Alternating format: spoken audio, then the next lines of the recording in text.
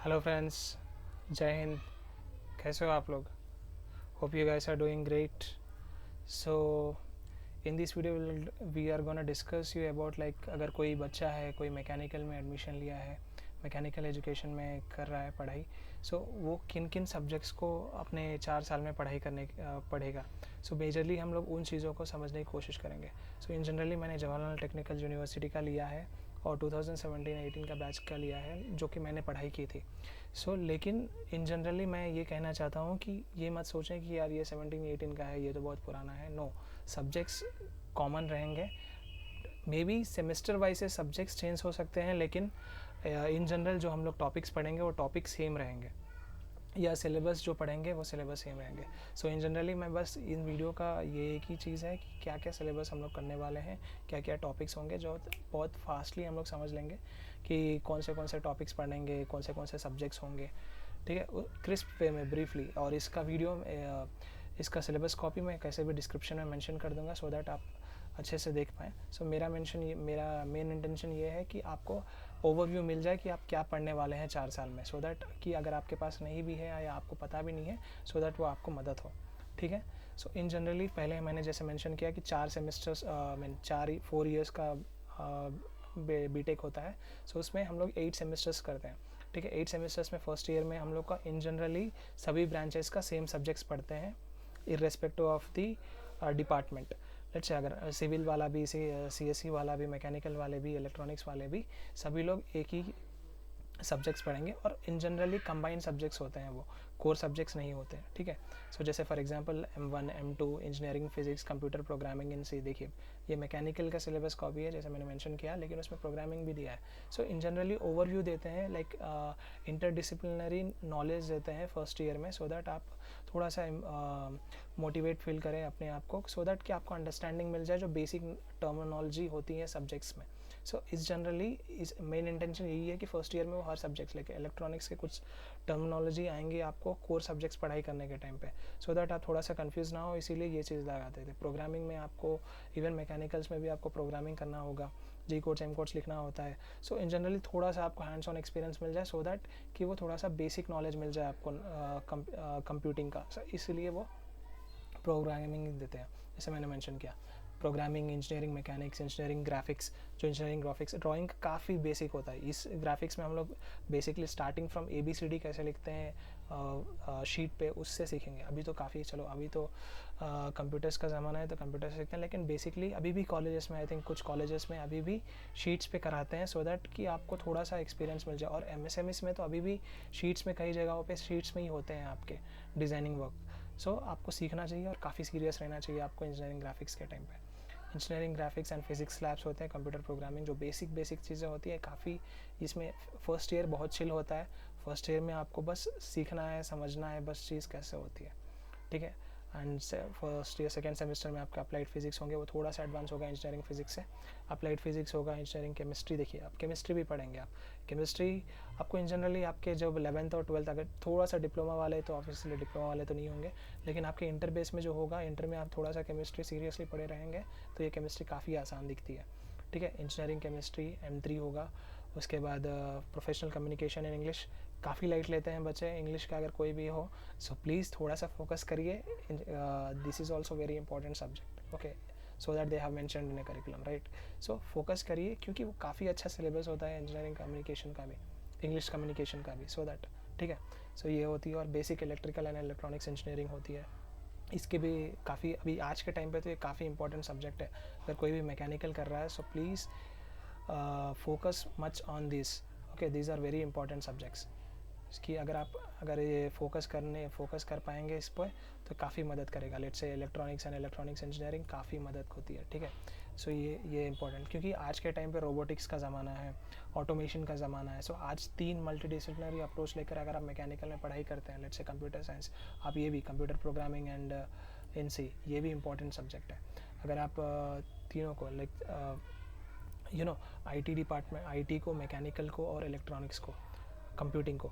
अगर ये बेसिकली आप ये तीनों चीज़ों को, चारों चीज़ों को अगर एक साथ लेके चलेंगे, so you make a good career out of it. इधर you want to get to enter corporate or like work in a you have to do just a job, or you just want to start your startup or go into an innovative field, or you have to do a masters।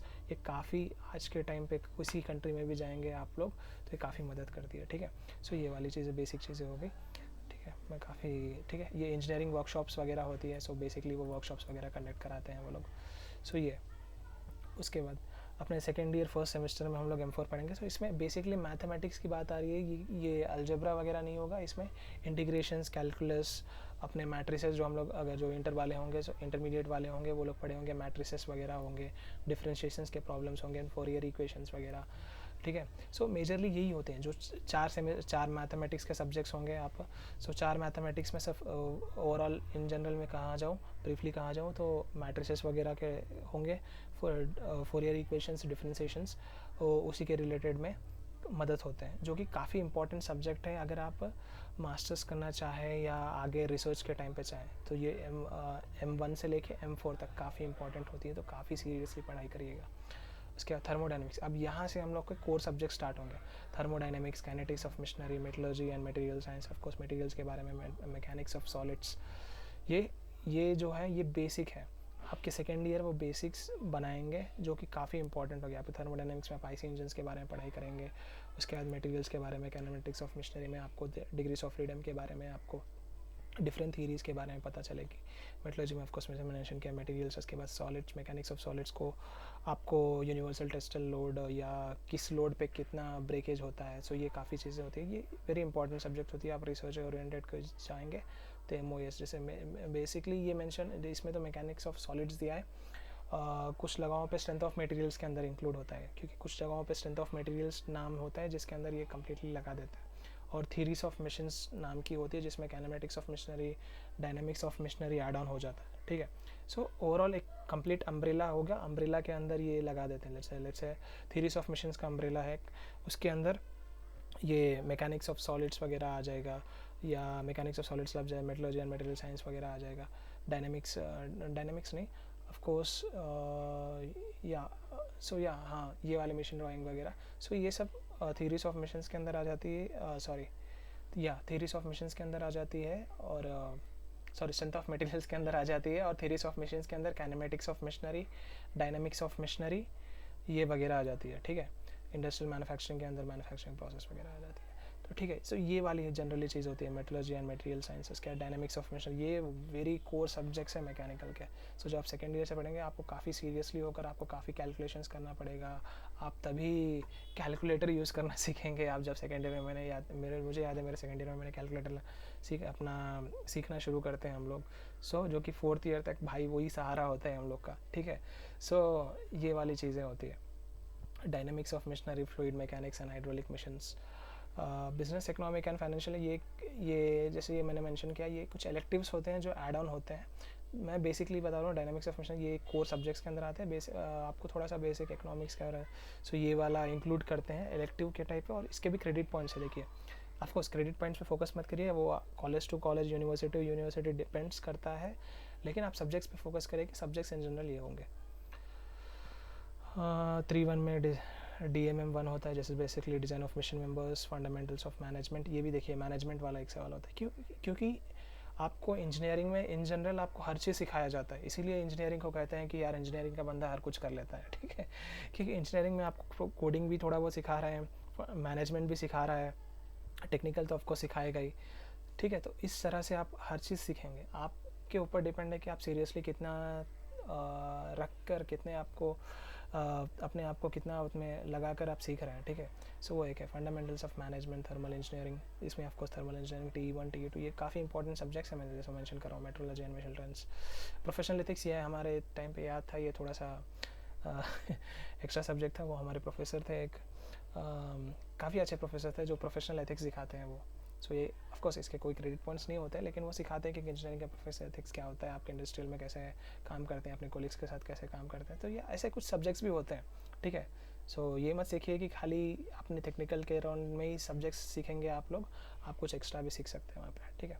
सो ये thermal engineering TE2 again CAD and MATLAB, ये important है, ये भी important है, CAD and MATLAB, इस पर भी focus करना है। इंस्ट्रूमेंटेशन एंड कंट्रोल सिस्टम, अगर कोई मैन्युफैक्चरिंग वगैरह होता है तो पहले चीज़ यही अपने उसमें पूछते हैं वो लोग, इंटरव्यूज़ में पूछते हैं इंस्ट्रूमेंट्स आपको चलाना आता है, जैसे वर्नियर कैलिपर्स हो गया, स्क्रू गेज हो गया, क्या आपको चलाना, वर्नियर कैलिपर्स हो गया, स्क्रू गेज हो गया, क्या आपको चलाना आता है वो। सो वो बेसिकली होता है। सो इसके लैब्स भी होते हैं, जैसे लैब्स होते हैं, काफ़ी मज़ा आता है इसमें भी। सो ये जो मैंने यहाँ पे दिखा रहा है प्रोफेशनल इलेक्टिव 2, 3, 4, वो इलेक्टिव्स होते हैं बेसिकली।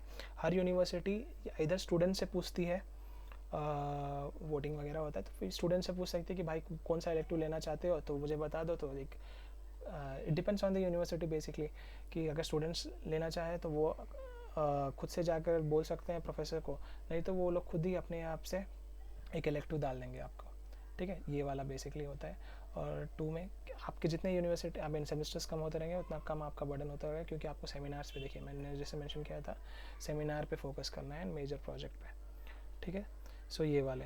और प्रोफेशनल इलेक्टिव्स के मैकेनिकल में जैसे इलेक्टिव्स के कुछ सब्जेक्ट्स हैं, एलिमेंट्स, ये हमारे टाइम पे ये हम लोग पढ़े थे, FEM काफ़ी मदद होता है। CAE में कोई जाता है, मैं फ्यूचर में बनाऊंगा वीडियो CAE के ऊपर, तो CAE में कोई जाता है तो ये काफ़ी इंपॉर्टेंट होता है। तो FEE और IC engines and gas turbines. So depends on the professor आपको कौन सा इलेक्टिव लेना है। अगर आपके पास ऑलरेडी ये आपका यूनिवर्सिटी का सिलेबस कॉपी है, आपके अंदर इलेक्टिव्स का सिलेबस है, आपको लगता है कि यार मुझे ये पढ़ना चाहिए, तो आप अपने दोस्तों के साथ लेके जाकर उनको मना कर बोलिए कि यार ये पढ़ते हैं हम लोग, ये पढ़ते हैं, ठीक है।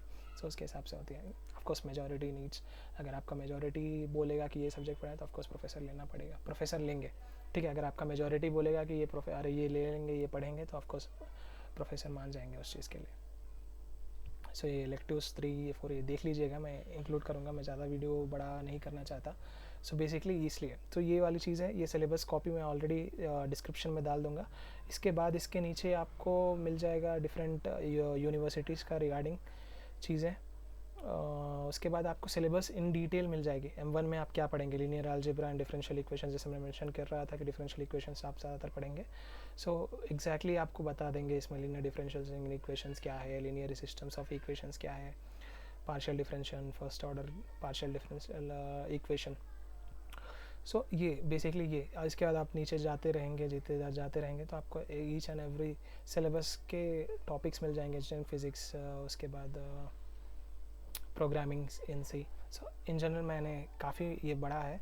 सो ये ऑटोमेटिकली आप जाकर नीचे देख सकते हैं, मैं ऑलरेडी जैसे मेंशन कर रहा हूँ, मैं डिस्क्रिप्शन में दे दूँगा। सो आप जाइए, स्टडी करिए। मैं हमेशा कहता हूँ कि understanding your syllabus is very important when you are starting your education.